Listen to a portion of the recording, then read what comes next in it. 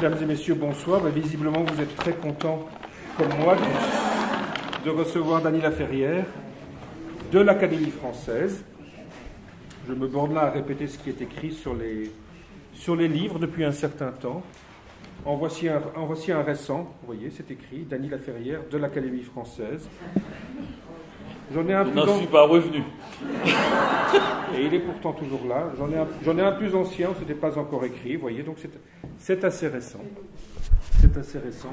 Oh, peut-être qu'on aura l'occasion d'en parler, mais avant de parler de cela, nous devrions parler de bien d'autres choses et de bien d'autres gens, puisque dans le cadre de la bibliothèque idéale co-organisée avec Garnier Flammarion, nous allons parler, si j'en crois le programme, nous allons essayer de commencer par parler du cosmopolite. Nous avions déjà reçu dans la bibliothèque idéale Claro pour nous parler du paresseux et de la paresse. Et il se trouve que Dany Laferrière vient de publier un livre qui s'appelle L'art presque perdu de ne rien faire. Enfin, de ne rien faire sauf écrire peut-être, parce que vous voyez même pas. Vous voyez l'engin. Et le 2 décembre, nous avions reçu Vincent Delecroix pour nous parler du solitaire et de la solitude. Alors, du solitaire au cosmopolite, le contraste n'est peut-être pas trop fort. Et pour parler de cela, comme toujours, nous accrochons la conversation sur un petit livre de cette nouvelle collection de l'AGF. Nous allons attaquer peut-être, parce que nous n'avons pas de plan préconçu, avec Rivarol de l'universalité de la langue française, sur cette jolie petite collection nouvelle, et dans cette édition qui a été donc préfacée par Dany Laferrière, qui commence de bonne foi par avouer qu'il n'avait jamais lu le livre, et que c'était l'occasion donc, puisqu'on lui demandait de le préfacer, de s'y attaquer, que le moment était peut-être juste. Parce qu'il y a des livres qu'il ne faut pas lire trop tôt, d'autres qu'il ne faut pas lire trop tard, et que là, c'était peut-être la fenêtre de tir juste pour lire ce livre qui date de 1783, c'est-à-dire qu'il y a 1 an de moins que notre théâtre, très exactement, où d'ailleurs Rivarol est venu, 1 an après la publication de l'Université de la langue française. Rivarol était là en 1784 pour la première du mariage de Figaro. On le sait, il y a des témoignages. Mais nous ne parlerons pas seulement de Rivarol, nous parlerons aussi, pour des raisons qui m'échappent encore un peu, mais bon, on verra bien, nous parlerons aussi des liaisons dangereuses et des confessions de Saint-Augustin, entre autres, une fois encore. Parce qu'il y a un lien évident.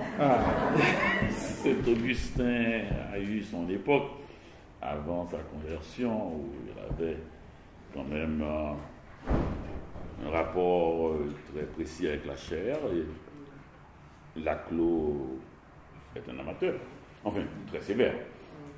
Ah, d'accord. Mais alors entre Saint-Augustin et Laclos, j'aurais pu tisser des rapports, effectivement, et des rapports très charnels. Mais de là à Rivarol, à moins de faire des métaphores sur le corps de la langue ou la chair du style, vraiment je ne vois pas. Mais le cosmopolite va un peu partout. La langue étant un paysage aussi, un espace aussi. Enfin, l'idée, c'était de l'Afrique, la France, les liaisons dangereuses. C'est très rare, c'est très étonnant. Les liaisons dangereuses couvrent un territoire assez large en France. C'est très rare que des livres couvrent à la fois Paris et la province. Et la première chose que j'ai vue, c'est l'espace que cet échange de mails, parce qu'on dirait qu'ils s'envoient des mails tellement les lettres arrivent à une vitesse fulgurante. quand on lit les autres textes comme ça de correspondance, les gens peinent à suivre, disent toujours « j'ai pas encore reçu votre lettre ». Alors que là, souvent on entend « je reçois 2 lettres » et on a l'impression que ça va si vite que c'est pas possible et en échange de province. Donc, enfin, nous profitons pour saluer le service postal de l'époque qui a fait un travail formidable et que la CLO a été l'un de ceux qui ont eu envie de faire savoir que le service postal français marche très bien. Et je ne sais pas où ils sont exactement, je n'ai pas une grande connaissance de la France pour connaître les villes et là où se trouvait la présidente de Trouvel, Madame Rosemonde et tout ça. Et commande à Paris, ça circulait, mais plusieurs fois j'ai vu des lettres qui se chevauchaient littéralement et l'impatience surtout des correspondants pour dire « je n'ai pas encore reçu votre lettre ». Par exemple, vers la fin, Madame Rosemonde, bien sûr que c'est lié à ce qu'on pourrait appeler à la mécanique, un peu jeu d'échecs de la CLO, mais c'est quand même, il y a une lettre qui est arrivée, et la lettre de Madame Rosemonde, un peu trop tard, légèrement, quand la faute a été faite, et qui crée quelque chose, une dynamique dans le texte, et on a l'impression que Mme Rosemonde donne des conseils un peu trop tard. Ce que nous faisons tous, ce que font toutes les mères. Ils donnent des conseils un peu trop tard. En Haïti, on dit qu'il ne faut pas fermer la barrière quand la vache est déjà... ça fait toujours un peu ridicule quand les conseils viennent et que c'était déjà fait, malheureusement. Ça, c'est le rapport avec Saint-Augustin, je suppose. Non, c'est le rapport avec plutôt le cosmopolite, le territoire vaste, les frontières souples. Et Saint-Augustin nous ramène en Afrique, déjà, et lui aussi. Et puis, il ne s'agit pas uniquement des paysages, il y a aussi les paysages intérieurs, les mouvements de l'âme, comme Augustin lui-même va en parler tout à l'heure. Alors, en ce qui concerne l'universalité de Rivarol, elle repose sur une base beaucoup plus étroite. Vous précisez dans votre introduction que vous ne l'avez pas wikipédié, vous n'avez pas cherché à faire sa connaissance ailleurs que par le livre, et autrement que par le livre. Vous vous êtes contenté de lire ce qu'il disait, sachant que c'était daté de 1783. Vous ignoriez donc que Rivarol, à son corps défendant, a fini par être un voyageur, puisqu'il est devenu émigré. Voilà, après la Révolution française, il a fallu qu'il quitte le pays. Il est d'ailleurs mort à Berlin, Berlin dont l'Académie avait organisé le concours, avait posé la question à laquelle le discours de Rivarol répond. Cette question étant, donc, sujet proposé par l'Académie de Berlin en 1783, qu'est-ce qui a rendu la langue française universelle ? Pourquoi mérite-t-elle cette prérogative ? Est-il à présumer qu'elle la conserve ? Donc 3 questions en une. Rivarol, en fait d'universalité, part du principe que celle de la langue française telle qu'il la pratique va de soi. Ce n'est pas le français qui va au monde, c'est le monde qui va au français, et la langue française est comme la dimension dans laquelle s'exprime la pensée en tant qu'elle a vocation à être universelle. Oui, et puis là, il faut bien qu'il argumente un petit peu. Et la technique est très simple, les autres ne sont pas bons. les Rivarol, au début, je n'avais même pas lu ces 3 petites questions de Berlin, et j'avais pensé que Rivarol avait imaginé qu'il fallait quand même développer un tel sujet, et l'Académie de Berlin n'était pas un endroit à dédaigner. Il ne fallait pas le faire en France, c'est sûr. Et donc, il fallait... Et finalement, quand j'ai vu, je suis retourné à un moment donné à ces questions de l'Académie, j'ai vu tout simplement une sorte un devoir les académies d'ailleurs, sûrement ont l'habitude de ce genre de choses, de proposer à des gens, à des lettrés, de développer des sujets comme ça. Le problème, c'est que Rivarol a pris ça vraiment au sérieux. Et il a cru que, peut-être dans la courtoisie de l'Académie de Berlin, il ne fallait pas écrire pourquoi la langue allemande. Donc on a demandé à Rivarol, bien sûr la France avait bonne réputation déjà, et de développer ce sujet de l'universalité de la langue française. Et Rivarol l'a pris comme si, d'après moi, l'Académie était d'accord avec le fait et lui demandait de venir. Il a été assez direct. Je vais lire un petit extrait. Et j'imagine que les gens... Enfin, l'une des qualités de la culture française, c'est quand même la courtoisie. Rivarol, je trouvais que avait hypothéqué cette courtoisie au tout début, quand même. Ce choix ne pouvait tomber sur l'allemand. Il me semble, moi je pensais qu'il allait oublier l'Allemagne dans cette histoire, dans cette revue. Et... Ah ben il enfonce le clou. Non, car vers la fin du XVe siècle et dans tout le cours du XVIe, cette langue n'offrait pas un seul monument. Négligée par le peuple qui la parlait, elle cédait toujours le pas à la langue latine. Qui n'a pas cédé le pas à la langue latine? Comment donc faire adopter aux autres ce qu'on ose adopter soi-même? C'est des Allemands que l'Europe a appris à négliger la langue allemande. Bon, observons aussi que l'Empire n'a pas joué le rôle auquel son étendue et sa population l'appelaient naturellement. Ce vaste corps n'eut jamais un chef qui lui fût proportionné. Et dans tous les temps, cette ombre du trône des Césars qu'on affectait de montrer aux nations ne fut en effet qu'une ombre. On ne saurait croire combien une langue en point d'éclat du prince et du peuple qui la parle, et lorsqu'enfin la maison d'Autriche, fière de toutes ses couronnes, a pu faire craindre à l'Europe une monarchie universelle, la politique s'est encore opposée à la fortune de la langue tudesque. Charles Quint, plus attaché à son sceptre héréditaire qu'à un trône où son fils ne pouvait monter, fit rejaillir l'éclat des Césars sur la nation espagnole. À tant d'obstacles tirés de la situation de l'Empire, on peut en ajouter d'autres fondés sur la nature même de la langue allemande. Elle est trop riche et trop dure à la fois. N'ayant aucun rapport avec les langues anciennes, elle fut pour l'Europe une langue mère et son abondance effraya des têtes déjà fatiguées de l'étude du latin et du grec. On peut vous reprocher n'importe quoi. En effet, un Allemand qui apprend la langue française ne fait pour ainsi dire qu'y descendre, conduit par la langue latine, mais rien ne peut nous faire remonter du français à l'allemand. Il aurait fallu se créer pour lui une nouvelle mémoire, et sa littérature, il y en a un siècle, ne valait pas un tel effort.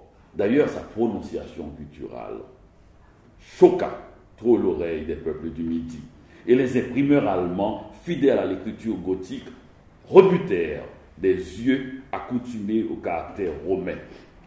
Donc voilà un peu comment Rivarol voit la chose sur toutes les facettes possibles. Comment se fait-il jusqu'au caractère. Comment se fait-il qu'on parle encore allemand aujourd'hui, oui.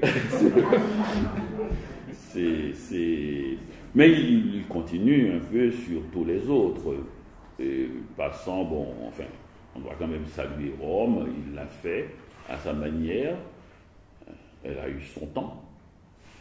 Et l'Italie, quand même, Dante, il y a eu des grands moments, mais quand même, c'est un peu farniette, si l'on peut dire. Mais tout ça, c'est pour arriver à l'Angleterre, quand même. L'ennemi ancestral, c'est le grand rival, et on ne peut pas y aller comme ça de cuillère. Et il s'est attaqué littéralement à Shakespeare, qu'il a qualifié de poète local, et parce qu'il sentait, enfin, confusément, que c'était là, sur ce socle-là, que l'Angleterre avait bâti un peu sa littérature, sa culture même. Et donc Rivarol, il a un instinct sûr, il touche exactement au point. Mais je dois quand même dire, en dehors de tout cela, il faut le dire, j'ai été impressionné par sa langue. C'est un français magnifique. Il est clair que, enfin, c'était une question que je voulais vous poser, comme la plupart des arguments de Rivarol sont de mauvaise foi, discutables, ridicules, outranciers ou datés, hein, effectivement, d'un certain point de vue, ce discours-là, si on le lit aujourd'hui, il n'en reste pas pierre sur pierre, ça ne tient pas debout. Il reste la langue. Mais il reste une langue incroyable. Il reste une langue d'une souplesse infinie. Il reste aussi, quand il n'est pas de mauvaise foi aussi, et quand il veut quand même s'expliquer, un esprit très fluide, très, très vif. Il reste que tout son discours est une démonstration de ce que ces arguments n'ont pas pu faire, mais que le discours lui-même est une démonstration de ce que la langue française de cette époque-là a pu donner de meilleur, enfin en termes de discours, et j'aurais bien aimé pouvoir en avoir un aussi bon pour l'Académie prochainement, parce que c'est très... ça paraît en surface, mais ça ne l'est pas tant que ça. C'est un discours qui va de conclusion en conclusion, donc c'est un peu arbitraire, mais qu'en fait, il sait de quoi il parle. C'est ce qu'on appelle mauvaise foi. Elle est étincelante, elle est brillante, c'est une mauvaise foi brillante. C'est une mauvaise foi brillante. Et comme la thèse qu'il s'agit de démontrer est déjà posée comme vraie de toute façon, la seule difficulté consiste effectivement à faire mine de donner des raisons de la façon la plus élégante possible. Et vous avez été frappé notamment, Dany Laferrière, par le rythme de l'attaque, la vivacité de l'attaque. Mais c'est à la hussarde. Dès le début, Rivarol n'y va pas de même morte. Il a, enfin on le voit dès le tout début, il est allé très rapidement. Et j'imagine que les Allemands ne vont pas aussi vite dans leur discours, qui sont peut-être plus polis, et qu'ils ont été un peu choqués par cette attaque de la cavalerie française. Oui. C'est la cavalerie. Il y a de ça, effectivement. Mais il y a quand même, des thèmes un peu, qui sont très contestés. Le génie de la langue, une langue est-elle plus belle qu'une autre, j'avais d'abord établi que la parole et la pensée, le génie des langues et le caractère des peuples se suivaient d'un même pas. Alors c'est ça qu'il veut, et qu'on ait sa langue dans tout ce qu'on fait. Et c'est tout ce qu'on fait qui fait notre langue.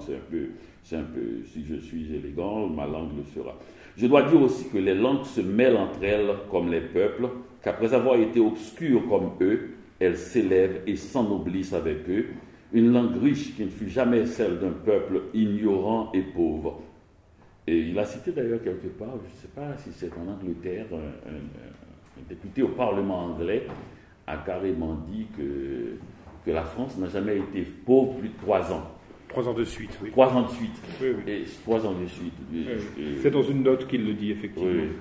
Oui. Il le dit dans une note, et il y a 2 siècles de cela. Il y a 2 siècles de cela, un député anglais a dit au Parlement « La France n'a jamais été pauvre 3 ans de suite ». Donc, heureuse époque. Heureuse époque, parce qu'on a eu...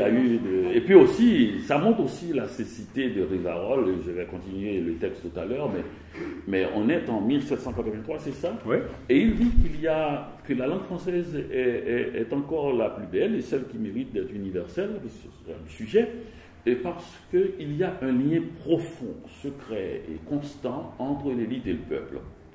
Quand on pense que 6 ans plus tard, quand on pense qu'il va arriver 6 ans plus tard, on voit la cécité des fois des gens d'études. Et il faut... Je me souviens d'ailleurs, la première fois que je suis venu avec mes filles à Paris, on a été au Louvre, j'ai 3 filles, on habitait à Miami à l'époque, 3 filles québécoises, mais qui étaient... La dernière est arrivée à Miami à 15 jours, donc la dernière un peu américaine, donc elle est arrivée... Et à 10 ans, avec un appareil photo, elle voulait faire des photos de la Joconde, la star du Louvre.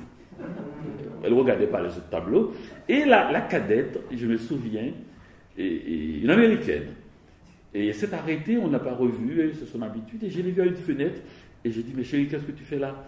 Elle dit, je regarde par la fenêtre pour voir ce que Marie-Antoinette n'a pas pu voir, comment elle a fait pour ne pas voir que le peuple de Paris avait faim. C'est toujours pratique. Oui, mais quand même, c'était simple, il fallait regarder par la fenêtre. Et Rivarol n'a pas regardé par la fenêtre parce que 6 ans avant la Révolution française, il était dans cette argumentation de la force de la langue française qui au fait que son élite et son peuple étaient vraiment dans un rapport constant et heureux.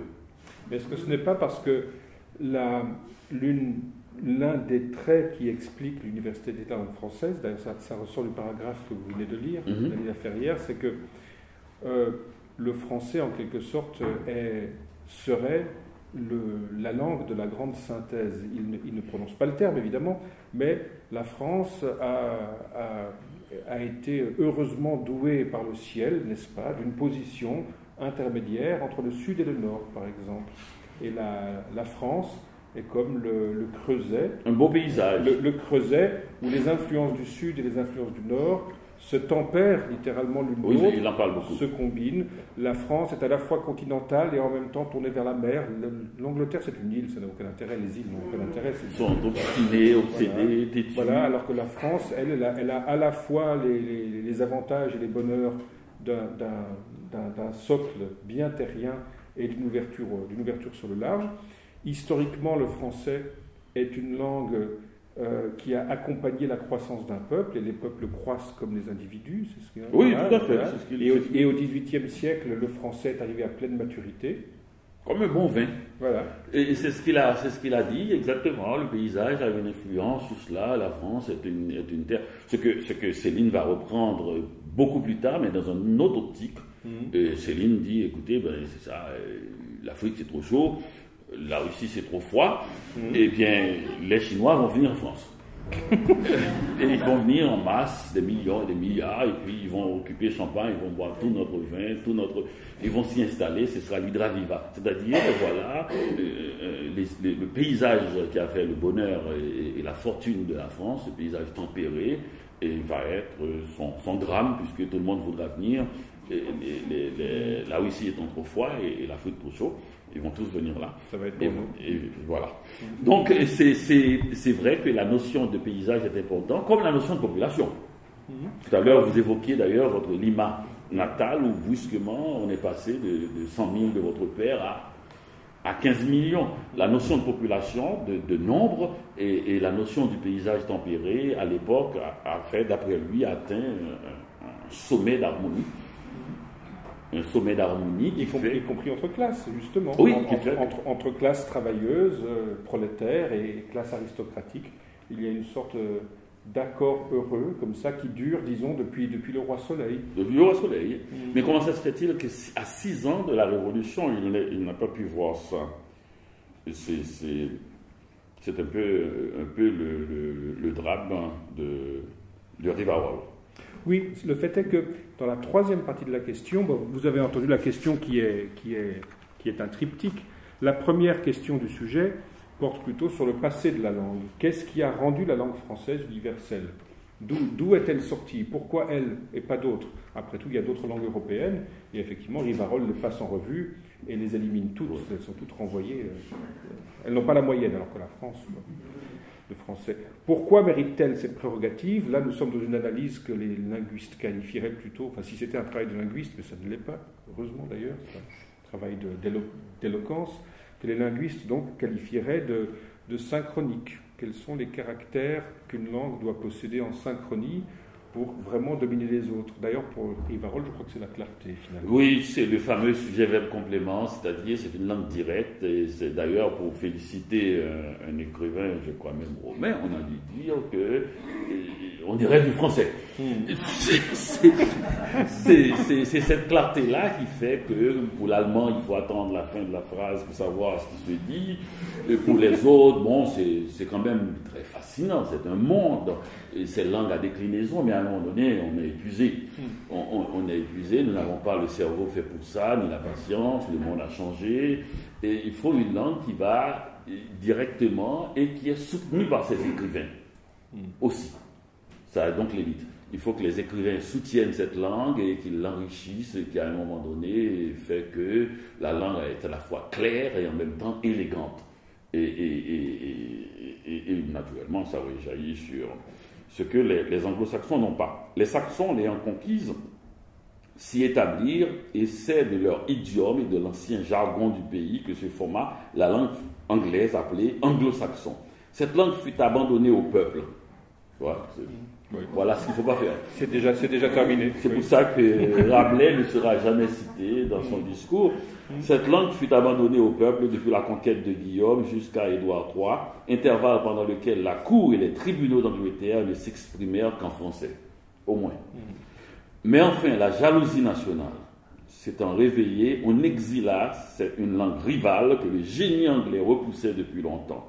On sent bien que les deux langues s'étaient mêlées malgré leur haine, mais il faut observer que les mots français qui émigrèrent en foule dans l'anglais et qui se fondirent dans une prononciation et une syntaxe nouvelle ne furent pourtant pas défigurés. Si notre oreille les méconnaît, nos yeux les retrouvent encore, tandis que les mots latins qui entraient dans les différents jargons de l'Europe furent toujours mutilés, comme les obélisques et les statues qui tombaient entre les mains des barbares. Cela vient de ce que les latins ayant placé les nuances de la déclinaison et de la conjugaison dans les finales des mots, nos ancêtres qui avaient leurs articles, leurs pronoms et leurs verbes auxiliaires tronquèrent ces finales qui leur étaient inutiles et qui défiguraient le mot à leurs yeux. Mais dans les emprunts que les langues modernes se font entre elles, le mot ne s'altère que dans la prononciation, pas dans le texte. On peut toujours... mais oui, bon, on n'y peut rien, c'est un tempérament. Je crois qu'on a fini avec Rivarol comme ça. C'est-à-dire sa passion du français et nous étonne, et il l'a mis d'une certaine manière dans l'écriture, et il a voulu qu'elle soit, disons, à la hauteur de son discours, de ce qu'il voudrait, et que cela arrive. C'est pour ça que j'ai terminé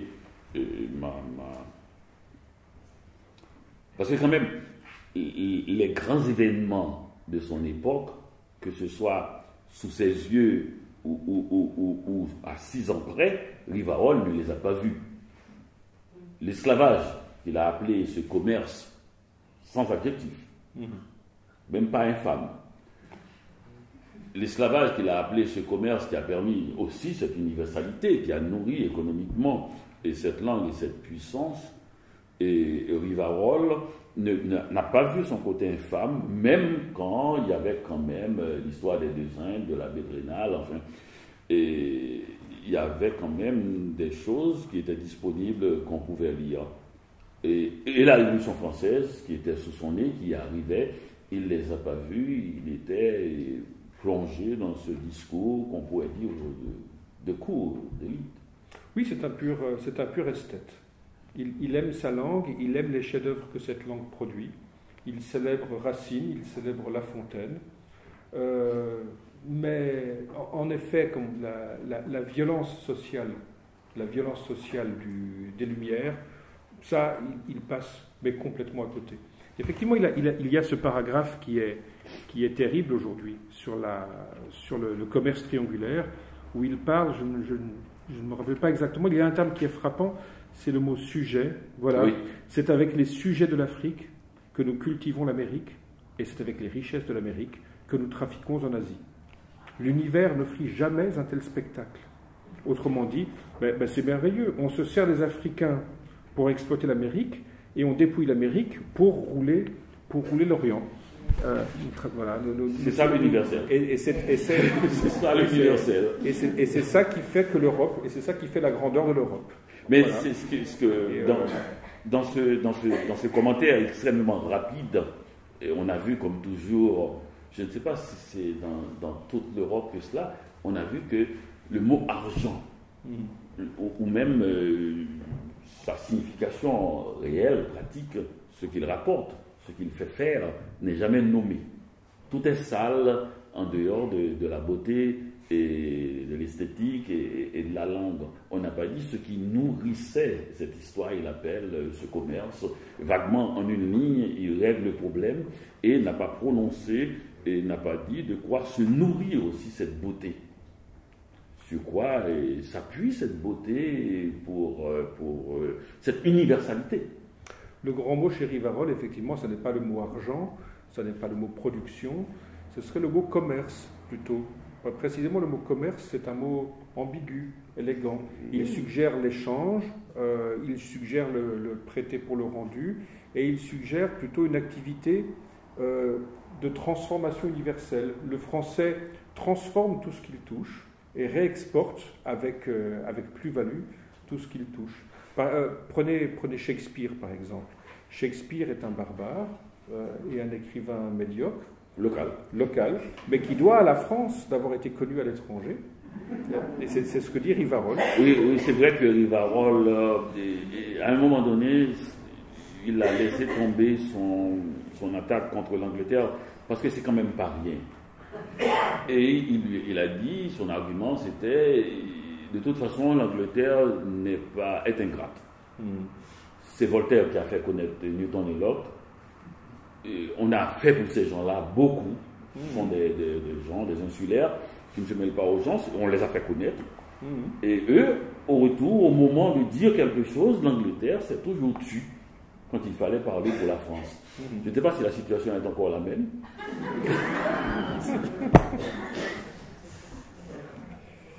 Mais Rivarol, qui était un contemporain de Laclos, je crois, ne l'a jamais lu. En tout cas, il n'en parle pas dans son texte. Il parle d'autres chefs-d'œuvre, mais il ne parle pas de celui-ci. Vous n'avez pas préfacé cette édition classique de l'AGF. Vous avez ça pour 4,80 €. J'aurais bien aimé préfacer Laclos.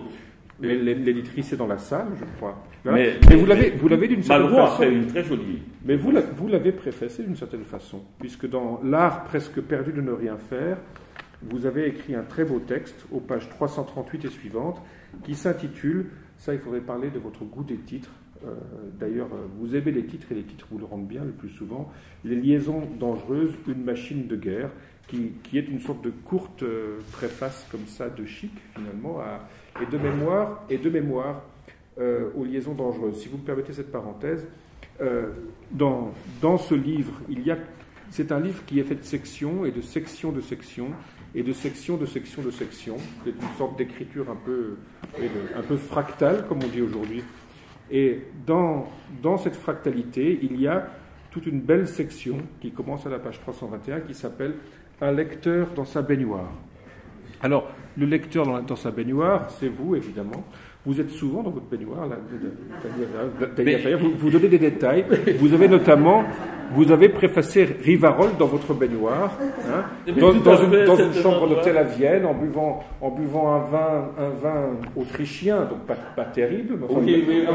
Mais c'était à vous garder le ton de Rivarol. Oui, tout ce qui n'est pas français n'est pas très bien. Et là, vous avez une liste d'auteurs que vous préfacez en les lisant dans votre baignoire, en expliquant comment vous installez la serviette par terre pour ne poser les livres et ne pas les mouiller. Enfin, toutes les précautions sont prises. Et parmi ces auteurs, il y a Rilke, Tanizaki, Juan Rulfo, il y a Hemingway, Gombrowicz, Bulgakov, et il y a le seul auteur que vous ne mentionnez pas par son nom, d'accord, le seul, c'est précisément l'auteur des Liaisons dangereuses. Vous citez Rulfo, Tanizaki, Bulgakov, Gombrowicz, Hemingway, Alexis, Bachot, Borges. Finalement, le seul auteur dont vous reteniez le livre, pour qui le centre c'est le livre, c'est Laclos. C'est tout à fait vrai. C'est tout à fait juste aussi, dans le sens que Borges, pour moi, c'est Borges beaucoup plus qu'un livre, c'est l'écrivain. C'est ce qu'il a, sa démarche, sa façon d'être dans le monde, comment il regarde le monde. On peut ne pas être d'accord avec ce qu'il dit, mais on est attiré par ce regard à la fois courtois, aigu, intelligent et un peu obstiné même. Et alors que Laclos, les liaisons dangereuses me font penser à ce film. C'est quoi la capitale du Maroc? Pas la capitale, pas Rabat. Casablanca. Ce film dont on dit qu'il est un chef-d'œuvre sans que l'auteur ne soit un grand cinéaste. il y a des cas comme ça. Et les liaisons dangereuses, c'est plus connu, plus fort encore que la clos. Et c'est les liaisons dangereuses et le titre est tellement puissant, les liaisons dangereuses. Donc j'ai été très impressionné par ce livre que j'ai lu plusieurs fois, dont une, j'avais peut-être 14 ou 15 ans. Et c'est très bon d'être dans une famille où les gens n'ont pas lu forcément les livres qu'il y a dans la maison. Sinon, on m'aurait interdit de lire Les Liaisons dangereuses. J'ai lu Les Liaisons dangereuses presque dans le même été chez ma grand-mère et que L'amant de Lady Chatterley. Il n'y avait pas beaucoup de livres, peut-être une douzaine, mais il y avait ça. L'été a été chaud. C'est un été chaud. C'est un été chaud et j'ai été très, très, très frappé. D'ailleurs, pour L'amant de Lady Chatterley, c'est la première fois que j'ai eu une lecture aussi physique où vraiment j'ai senti même, disons-le carrément, en ayant adulte, j'ai eu un orgasme. Et je n'ai jamais, enfin, on appelle ça comme si on donnait des étoiles, ce serait 5 étoiles. Hein. Je n'ai jamais signé une critique de façon si forte depuis. Les liaisons dangereuses, c'est autre chose. C'est autre chose. Et Malraux a eu le mot juste. Il dit que les liaisons dangereuses, c'est une érotisation de la volonté. C'est autre chose. Ça a touché une autre partie de mon corps. C'est pas mon sexe, c'est mon cerveau. Et j'ai jamais vu un jeu aussi complexe, aussi puissant.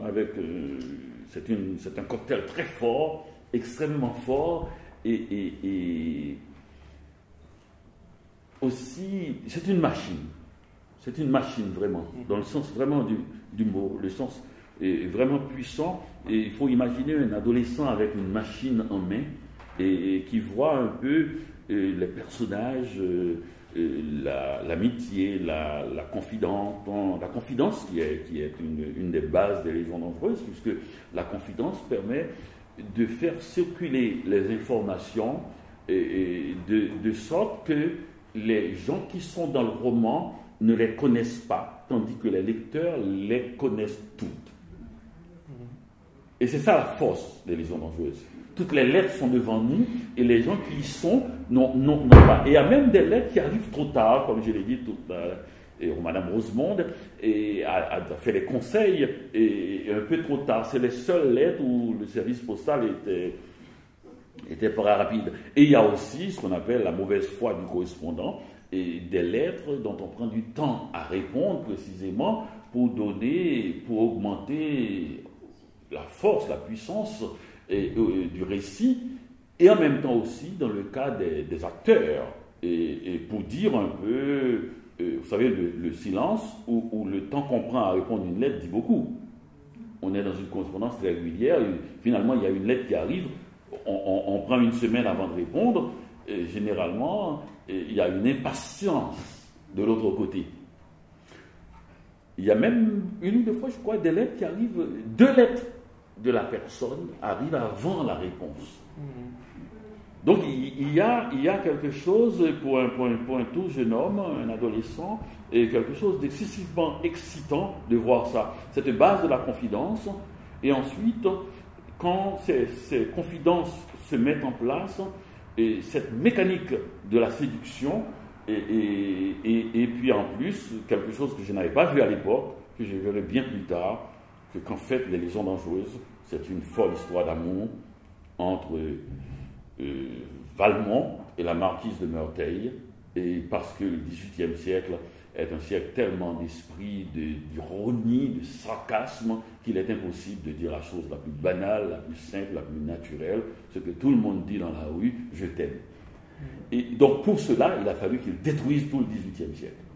C'est un carnage, il casse tout le monde, il tue tout le monde, il a fallu casser le cadre, et tout cela, c'est une opération d'une violence inouïe et de quelqu'un dans sa fureur, et qui casse tout.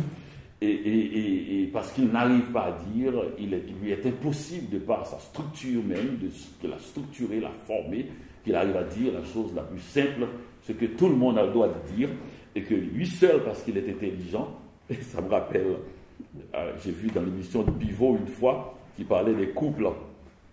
À un moment donné, c'est un Américain qui avait écrit une histoire des couples français, où d'ailleurs même il y a des madames dont je n'avais pas idée, il y avait monsieur et madame Sade, monsieur, je savais pas qu'il y avait madame Sade, il y avait plein de dames, de gens comme ça, Héloïse et Abélard, et il y avait à la fin Simone de Beauvoir et Sartre.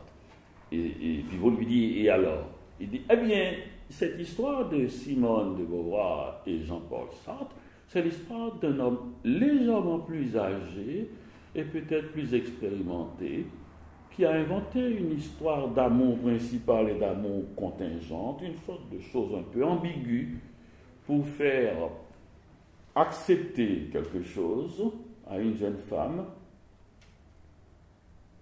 quelque chose que toutes les femmes du monde possèdent, et que sauf Simone de Beauvoir ne possédait pas à l'époque, le droit de se plaindre.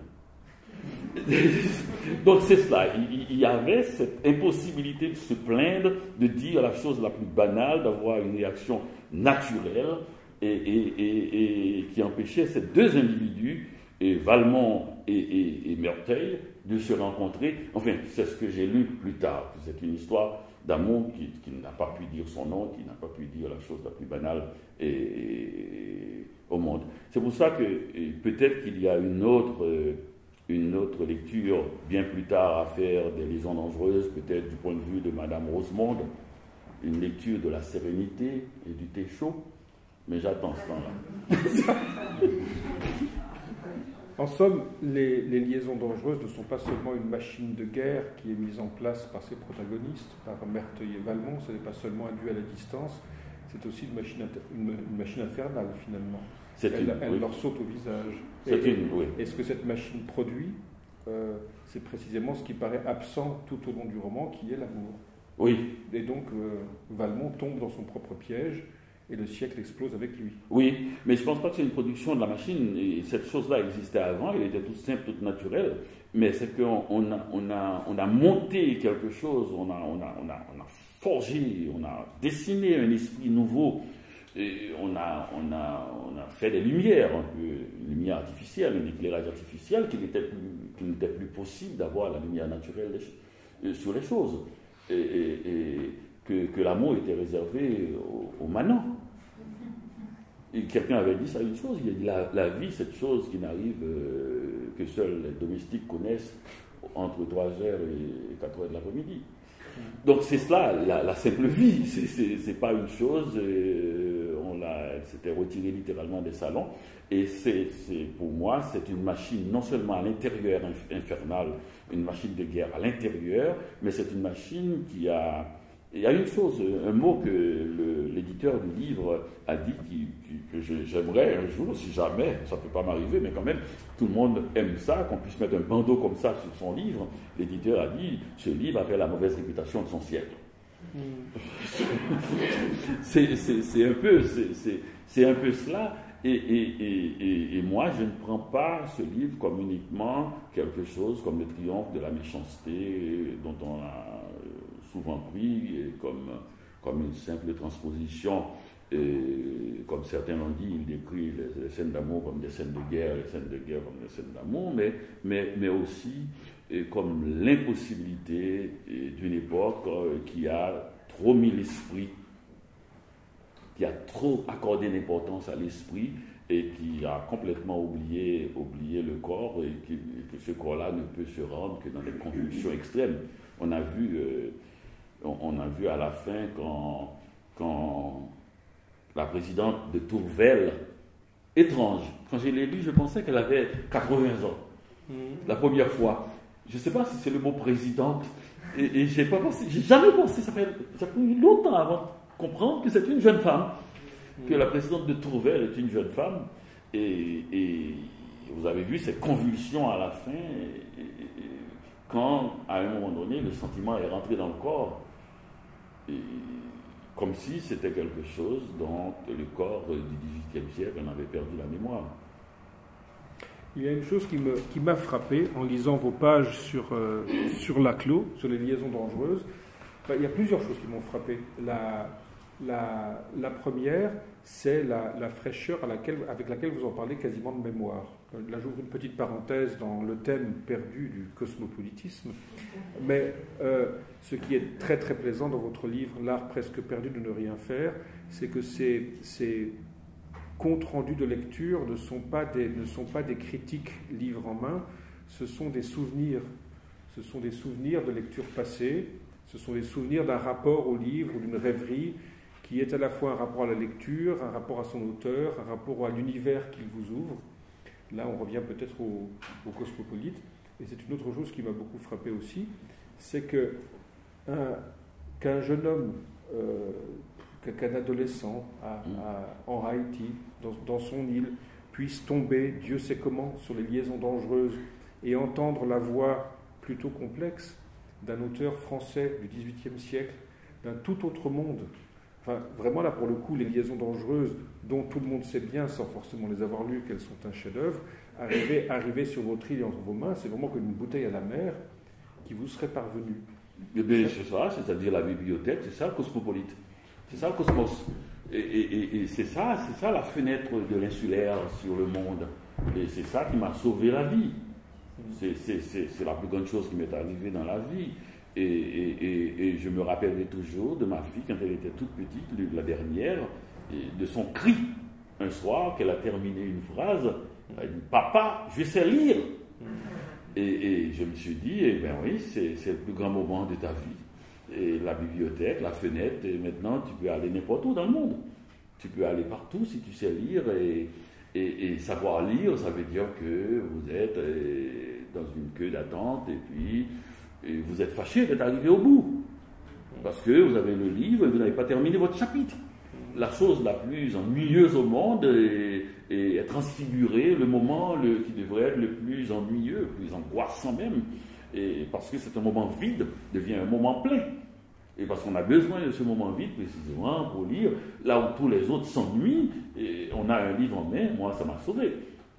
Et vous ne pouvez pas savoir l'énergie, la chose extraordinaire que d'être dans une petite ville d'Haïti, à Petit Goâve, et sous les draps, de suivre les traces de D'Artagnan et de courir sur les routes de Paris, et d'être ni dans le pays, ni dans le siècle.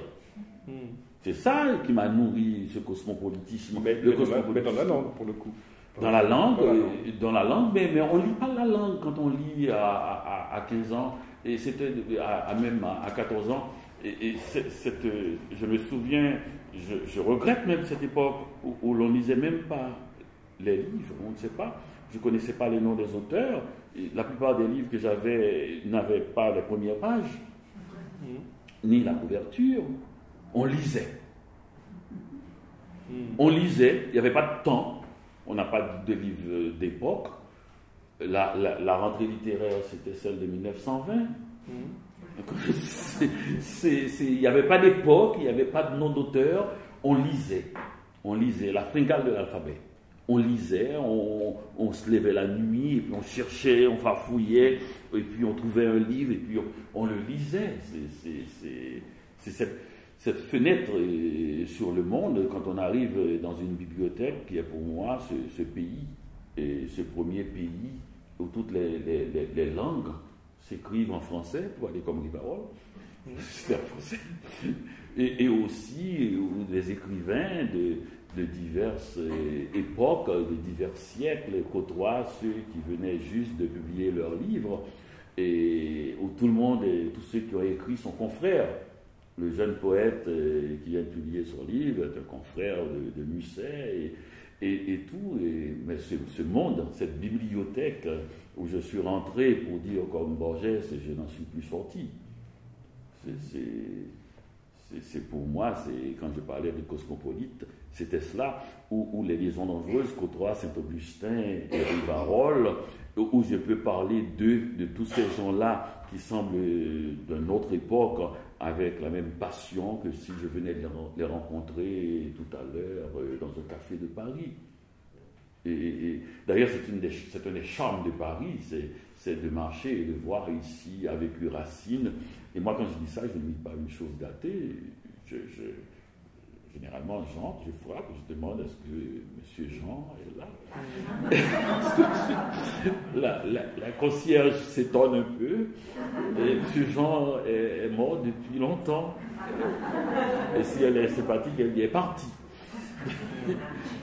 Non, mais que cette ville soit construite comme une bibliothèque en pierre et qu'à l'intérieur de cette bibliothèque, il y a tant d'autres bibliothèques, me semble la ville rêvée. Mais effectivement, vous êtes un borgésien dans l'âme, alors vous étiez même borgésien avant d'avoir lu Borges, d'une certaine façon. Vous avez le même rapport à la bibliothèque. Ah mais totalement. Tous les livres sont autant de fenêtres qui donnent sur un monde qui est un monde littérature.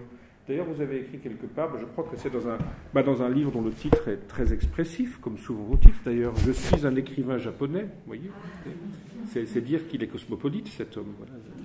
Il est un écrivain japonais. Vous dites que vous ne faites pas la différence entre l'écriture et la vie, d'une certaine façon. Voilà. Ah oui, totalement. Voilà. Et donc, de même que vous allez frapper à la porte de Jean Racine pour demander s'il est là, vous ne faites pas la différence. Pour vous, le monde, de toute façon, il s'est ouvert et il est passé par l'écriture. Ah oui, et j'y ai cru, et j'ai eu raison. Je suis arrivé à Montréal en 1976. J'ai travaillé dans les usines jusqu'en 85.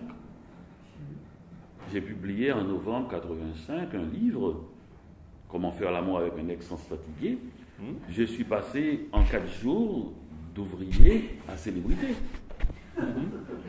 Et depuis 30 ans, cette année, où je suis passé de mon premier livre comme ouvrier à l'Académie française, depuis 30 ans, je n'ai jamais payé un seul voyage, ni un seul repas, ni une seule chambre d'hôtel. J'ai toujours cru que les mots, les phrases, les livres allaient me sauver de tout. J'ai fait la plus grande magie dans le temple du capitalisme, à Miami, comme en Amérique du Nord. J'ai fait disparaître l'argent. Parce que j'ai écrit des livres. Je n'ai pas voulu, j'ai voulu un peu obéir à cette devise d'une jeune prostituée de Port-au-Prince qui avait dit « Je ne veux pas d'argent, mais je veux tout ce que rapporte l'argent ». Et j'ai cru que je ne cherche pas à avoir de l'argent moi-même, mais je cherche à ne pas dépenser. Et jusqu'ici, tout va bien. Jusqu'ici, tout va bien. Et vous le devez au livre. Et je le dois uniquement au livre. Je n'existe que par cela. C'est-à-dire, vous enlevez les livres, je suis à l'usine.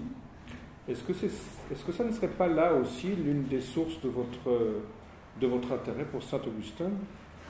Ce rapport au livre, dont toute la vie aussi a basculé autour d'un livre qu'il a dû... Mais lui, pour le coup, c'était un livre qu'il lui fallait lire, c'était pas un livre qu'il a écrit. Prends et lis.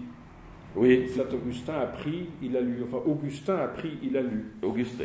Et il est devenu saint par la suite, à la suite de cette lecture. Oui, bon, enfin, quand même, c'est le fils de Monique. Oui, il a été très aidé. Qui est sainte elle-même. C'est une maison où l'on ne fait que des saints. Mais Augustin, d'ailleurs, c'est Borges qui raconte que Augustin a noté la première scène dans l'histoire de la littérature occidentale où l'on voit quelqu'un en train de lire une lecture silencieuse. Je crois que c'est Ambroise. Jérôme, exactement. Et dans mon texte publié, là, il y a une faute là-dessus. Je crois que j'ai mis en scène. C'est Jérôme et qu'il a vu en train de fureter dans des manuscrits et on n'entendait pas sa voix, mais il semblait, ses yeux couraient sur des phrases. Et c'est un des grands moments de l'écriture occidentale aussi, parce que la lecture silencieuse amène un autre type d'écriture. Si on sait qu'on n'est pas obligé de lire à haute voix ce que vous dites, ça donne Valérie. sans cette lecture silencieuse, il n'y aurait pas de Valérie. On ne peut pas concevoir une écriture comme ça au Magloire Saint-Aude. Et Saint-Augustin, lui, est un auteur en tout cas, qui, dans les Confessions, écrit encore pour la voix. Ça s'entend. C'est un texte, c'est le texte extraordinaire d'une voix, Absolument, c'est un prêcheur, c'est un pamphlétaire, c'est un militant,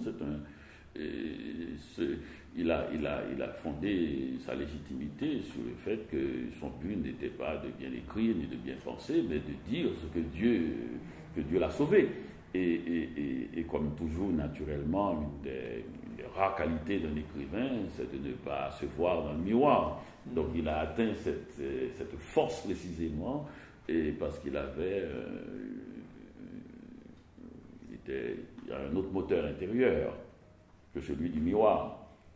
Et le préfacier le dit d'ailleurs, tandis que Chateaubriand, qui est quand même pas rien, mais se regardait, ou d'autres avaient d'autres motivations et qui étaient d'ordre mondain, et Augustin était lancé dans la bataille.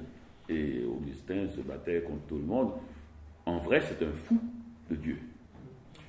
Le livre de Chateaubriand qu'il faudrait comparer aux confessions à cet égard, ce serait plutôt la vie de Rancé, mais qui est justement la vie de quelqu'un d'autre, qui pour le coup est le livre qu'on impose à Chateaubriand d'écrire à la fin de sa vie, que son directeur de conscience lui impose d'écrire pour précisément détourner les regards de son sujet préféré et qu'il avait occupé un certain temps, alors que saint Augustin, lui, effectivement, tourne les yeux sur lui-même et tourne les yeux pour donner à Dieu, pour offrir à Dieu et pour offrir aussi à ses frères pécheurs un texte qui n'avait pas eu d'exemple. Alors là, pour le coup, vous savez la première phrase des Confessions de Rousseau, « Je forme une entreprise qui n'eut jamais d'exemple ». En l'occurrence, c'est le tout premier à avoir formé cette entreprise, mais sans se vanter qu'elle n'ait pas eu d'exemple, c'est saint Augustin. C'est saint Augustin, c'est le premier à tourner les yeux sur lui-même et à parler de lui-même et à formuler sa vie en mots d'une façon extraordinaire. Et vous-même, Dany Laferrière, vous-même, votre écriture, elle est plus qu'enracinée dans votre existence. Vous parlez de moteur, d'énergie. Ce moteur, cette énergie de l'écriture, dans votre cas aussi, ça n'est peut-être pas aussi confessionnal que saint Augustin. Votre rapport à la fiction est certainement plus complexe, mais pour vous aussi, l'écriture et la vie s'écrivent avec le même sang. Mais je vais dire quelque chose qui va faire plaisir à Augustin. Mon dernier livre lui ressemble à... Oui. Non, mais il y a quelque chose, c'est-à-dire, j'ai regardé ça et ça m'a fait plaisir à moi plutôt. C'est-à-dire, et ce côté buffet chinois. Oui.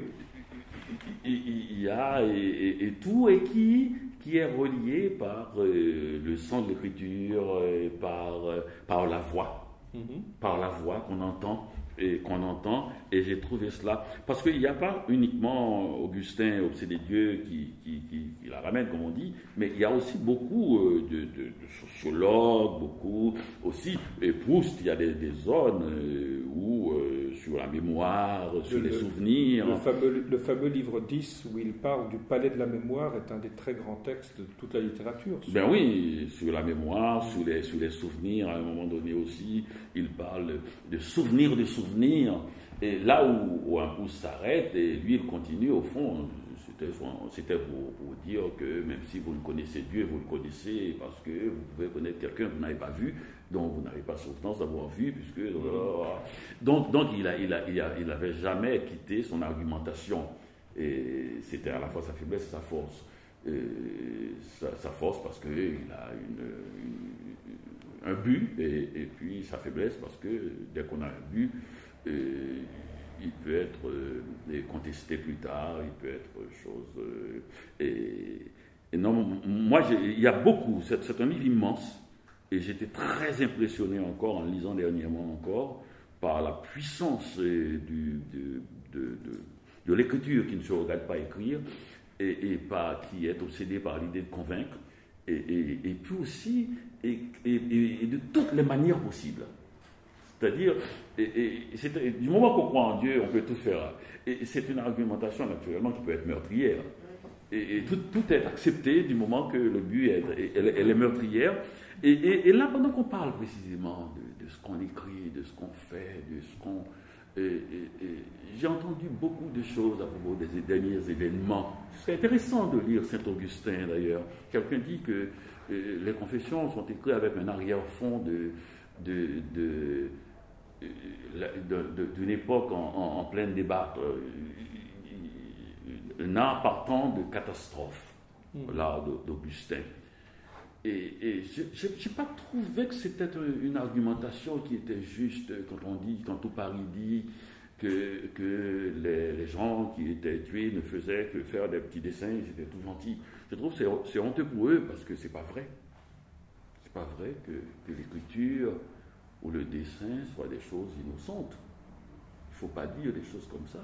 C'est terrifiant, l'écriture. D'ailleurs, toute notre culture est basée sur cela. Les saintes écritures, la Bible, le Verbe, le truc, tout est basé sur cela. On ne peut pas dire une chose pareille. On peut dire qu'on n'est pas d'accord avec comment ça s'est passé. On peut dire que c'est inacceptable parce que mais on ne peut pas dire que c'est une chose simple et banale.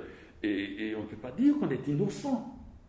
L'écriture n'est pas innocente, quelle qu'elle soit, de quelque manière qu'elle se présente. Même quand elle dit simplement le bien. C'est un art.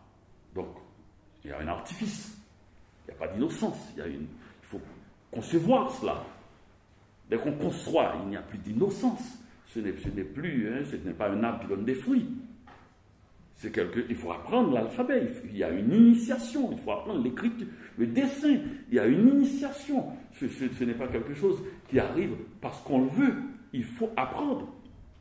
Donc ce n'est pas, je trouve qu'il ne faut pas faire des choses comme ça et confondre les choses. C'est pas comme ça qu'on défend les choses, puisque précisément toute la culture occidentale repose sur l'écriture. Donc si elle est innocente, si elle est naïve, si elle est là, elle est gentille, et si elle ne vaut rien, alors pourquoi la défendre? Elle peut être meurtrière, elle peut pousser à la joie la plus puissante, elle peut faire rêver, elle peut détruire. Il y a des lettres qui ont poussé au suicide. Donc il ne faut pas jouer avec l'arme la plus puissante que les humains ont créée, à mon avis. Et peut-être en même temps qu'il soit à la fois l'arme la plus puissante et le jouet, j'allais dire le plus ludique, si on pouvait dire ces deux mots, qui puissent exister, parce que c'est le seul, peut-être, l'un des rares, où il y a possibilité de pénétrer à l'intérieur et de jouer avec les images. Un peu comme vous avez dit au début, que j'ai écrit ces notes sur les livres à partir de souvenirs. Augustin parle à un moment donné de souvenir le souvenir. Souvenir le souvenir. Et avec les souvenirs, parce que je n'ai pas voulu relire ces livres, j'ai voulu garder dans la fraîcheur du souvenir, essayer de voir ce que je retiens 20 ans plus tard, d'un livre qui m'a marqué. Et uniquement en rester là. Et pour voir un peu quelle est la force, quel est le substrat, quelle est la charge de ce livre. Mais moi, je ne suis pas prêt à parler d'innocence quand les livres sont la chose qui m'a empêché de sombrer dans le désespoir. Oui, de sombrer dans le désespoir. Il est clair que saint Augustin n'était pas du tout un auteur comique. Ça n'était pas un humoriste, en effet, ça n'était pas sa vocation. Et c'est clair aussi que saint Augustin ne se sentait pas innocent. Si quelqu'un a défendu la doctrine du péché originel, de la chute et de la rédemption par la grâce, c'est bien saint Augustin. Et si quelqu'un a pris l'écriture au sérieux, et le travail de l'écriture et la tentative de salut par l'écriture, c'est bien Augustin. Mais effectivement, c'est un très grand théologien, mais il n'avait pas vraiment le sens de l'humour. Mais vous ne m'en voudrez pas, Dany Laferrière, si je suppose que vous aussi, vous pensez que la gravité de l'écriture, la non-innocence de l'écriture, le sérieux de l'écriture, l'engagement vital, la réalité vitale de l'écriture, elle peut aussi passer par la légèreté, par la dérision, par l'irresponsabilité.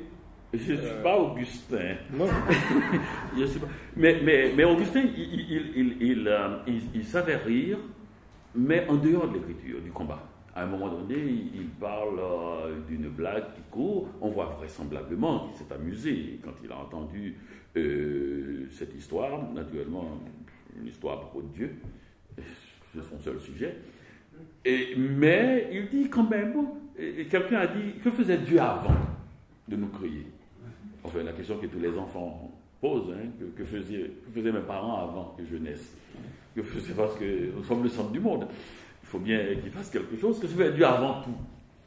Avant de créer, avant la création, avant de créer l'être, chose. Alors, puisqu'il s'est reposé après. Et quelqu'un a tourné ça dans une blague qui semble avoir été drôle, une blague d'époque. Et Augustin a ri, mais a dit, écoutez, cette plaisanterie, ce rire que ça a suscité ne doit pas nous interdire de voir la gravité de la question. Et il a reposé, parce que c'est vraiment l'intellectuel qui ne tourne jamais dos à une question. Et il a posé la question, et il a tenté de répondre, et avec sa manière, parce qu'il a appris ça de l'école d'un de ses adversaires, parce que Augustin, c'est une éponge. Hein. Et c'est comme Hugo, hein, monarchiste, il a tout fait. Hein. D'ailleurs, les confessions. C'est ce qu'il raconte. C'est pour ça qu'il a écrit les confessions. Augustin a été un petit délinquant, un délinquant juvénile. Mais, quant au sexe, hein, il s'y connaît. Mais c'est pas moi qui vais apprendre des choses là-dessus. Et puis la mauvaise foi aussi. Il dit que si toutes ces femmes m'ont aimé, c'est pas ma faute à moi. C'est parce qu'elles sont. Il ne l'a pas fait exprès. Il ne l'a pas fait exprès et tout ça. Mais Augustin, il n'a jamais tourné dos à une question. Il a pris la chose. Il a fait un démarquage entre l'humour, c'est quelque chose, disons, au déshabillé, au truc, dans l'intimité, et le travail de l'intellectuel, du grand docteur de la loi, qui sera, et c'est de faire face aux questions qui paraissent saugrenues, qui sont les questions que l'on pose. Et une fois, j'ai publié dans ce livre les 10 questions à ne pas me poser. Parce que quand même... Vous avez remarqué que je les ai évitées. Pourquoi écrivez-vous des choses comme ça? Et ce sont les questions que les gens posent quand on les pousse à poser des questions. Et est-ce vous, le narrateur du livre? Puis finalement, un jour, je me suis dit, et si je regardais ça du point de vue d'Augustin, est-ce que c'est vous le narrateur de ce livre? La question la plus bête, celle qui arrive toujours, et c'est qui est posée par la personne dans la rue et par le docteur en littérature. Ah oui, les docteurs en littérature, ils font tout un truc très savant, et puis à la fin, ils vous disent, bon, est-ce que c'est vous? Donc tout le monde revient à cette question. Et je me suis dit, mais je vois pourquoi cette question. C'est parce que c'est la grande question. C'est la plus grande. C'est parce que si c'est vous, le lecteur pense que c'est un peu lui aussi. C'est pour ça qu'il vous pose la question. C'est pas pour vous, c'est pour lui. Alors, où avez-vous dit quelque chose comme je deviens chacun des lecteurs qui me lit? Où est-ce? Je suis un écrivain. Oui, c'est plutôt par là. Hein. Oui. C'est plutôt par là qu'il faudrait que je retrouve cette belle citation. Ah, vous la trouvez belle. Ah oui, non. Oh, voilà.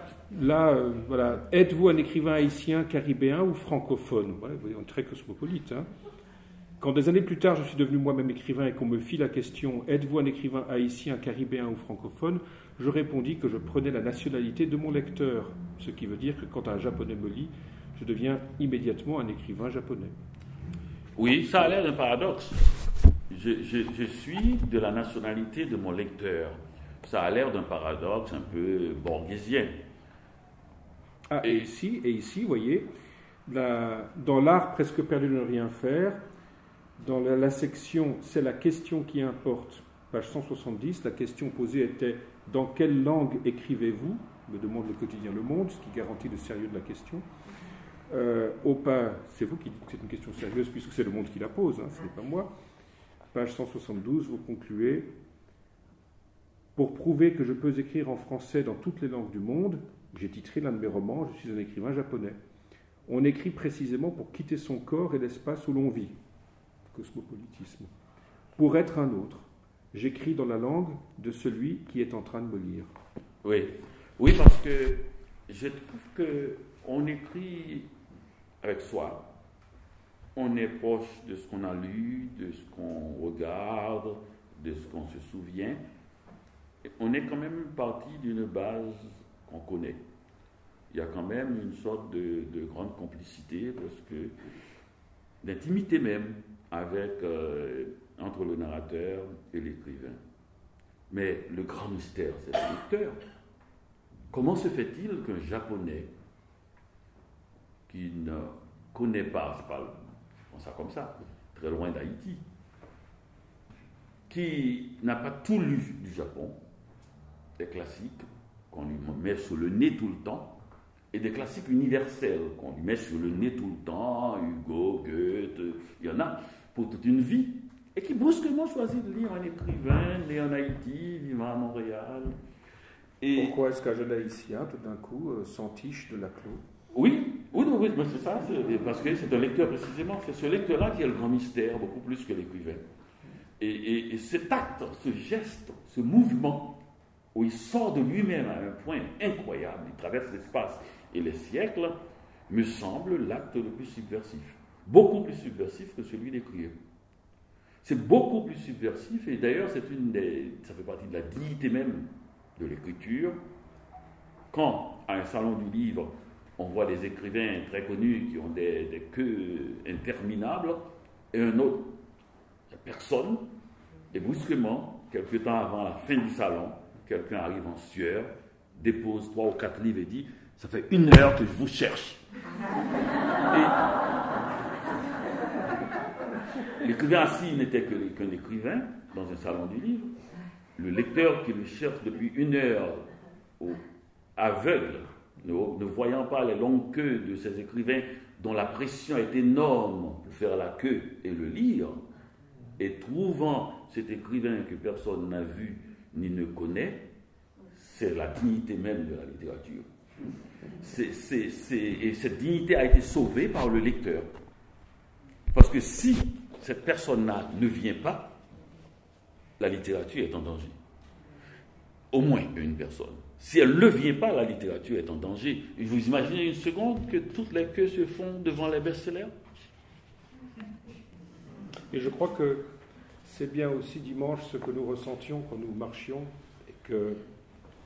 et que tant de gens portaient le calicot ou le papier « Je suis Charlie », entre autres, pas forcément, mais beaucoup de gens. Ça ne voulait pas dire que nous sommes des écrivains, mais ça voulait bien dire que nous sommes des lecteurs. Oui. Et que on ne peut pas tuer des gens, que nous pourrions lire, que nous ne lisons peut-être même pas, mais que nous pourrions lire. On ne peut pas... C'est vrai que quand vous dites pourrions lire, c'est vrai, parce que on n'a pas à tuer nos possibilités de lecture. Je me suis dit, quel tirage, 2 millions d'exemplaires, oui, Charlie Hebdo. Peut-être 3. 3 Peut-être 3, oui. Peut-être 3, et ils seront quand même en rupture de stock. Très probablement. Voilà. Non, les lecteurs et les écrivains, là, sur ce coup-là, marchent du même pas. Et que les écrivains, c'est les lecteurs. C'est-à-dire, c'était ça. C'est-à-dire, vous vous êtes trompé si vous croyez que c'était eux. C'est pas eux, ni nous, c'est ça, c'est cet ensemble-là. À propos de lecture, je vais vous renvoyer le miroir, un petit autoportrait en guise de conclusion, un petit autoportrait de Dany Laferrière, jeune lecteur, dans Découvrant Mishima et réfléchissant. Je croyais fermement à l'époque que les écrivains formaient une race bannie, qui passaient leur temps à errer à travers le monde en racontant des histoires dans toutes les langues. C'était leur peine pour un crime innommable. Hugo et Tolstoï étaient des forçats, car je ne voyais aucune explication pour écrire des romans aussi volumineux que je dévorais la nuit en cachette. Je les imaginais avec des chaînes aux pieds, assis à côté d'un énorme encrier taillé dans le roc.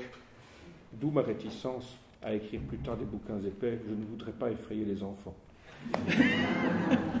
Dany Laferrière, merci beaucoup. Oui.